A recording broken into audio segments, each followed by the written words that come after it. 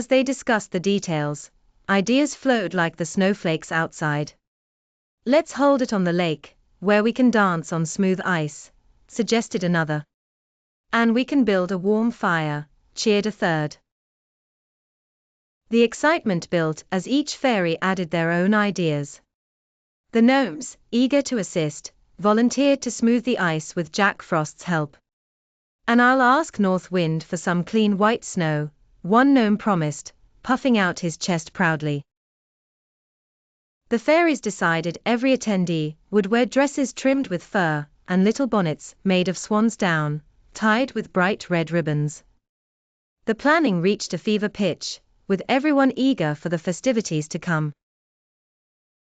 Just as the meeting began to wind down, a worried fairy raised her voice. "What will we do for light? The fireflies are asleep, and their lights are out." The mood shifted as the fairies exchanged glances, concern filling the air. "Why not borrow the moon?" suggested a bold fairy, sparking murmurs of surprise. "If we can't take the whole thing, maybe just a piece." The queen of the fairies considered this idea.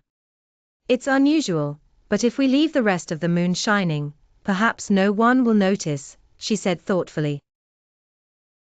"I will appoint a committee to arrange this."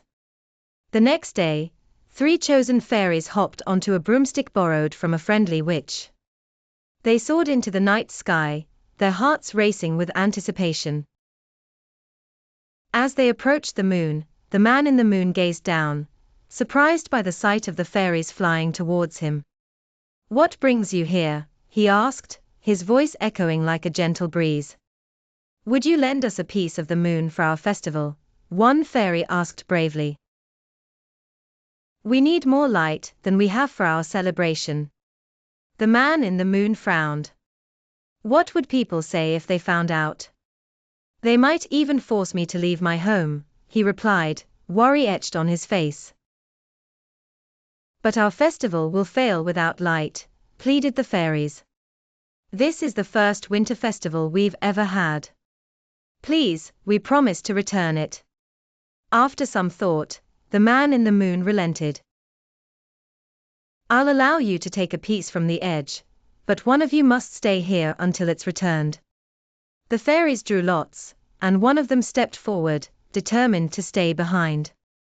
The man in the moon carefully sawed off a piece, handing it to the 2 fairies with a sense of pride. Back on Earth, the fairies arrived at the lake, where the moonlit scene was transformed. The ice glimmered with the borrowed light, creating a magical atmosphere. The festival was a resounding success, and the fairies danced and sang with joy. After the festivities, the 2 fairies returned to the moon, bringing their sister back with them. The man in the moon was delighted with the fairies' visit, and told them they could borrow a piece anytime they liked. From that day on, whenever the moon looked incomplete in the night sky, it was said that the fairies were holding another festival, having borrowed a piece of the moon once more. The goblins, who had witnessed everything, spread the tale across the forest. Soon, every creature knew why the moon sometimes appeared as only a sliver in the sky, a reminder of the fairies' enchanting winter festival, and their magical bond with the man in the moon.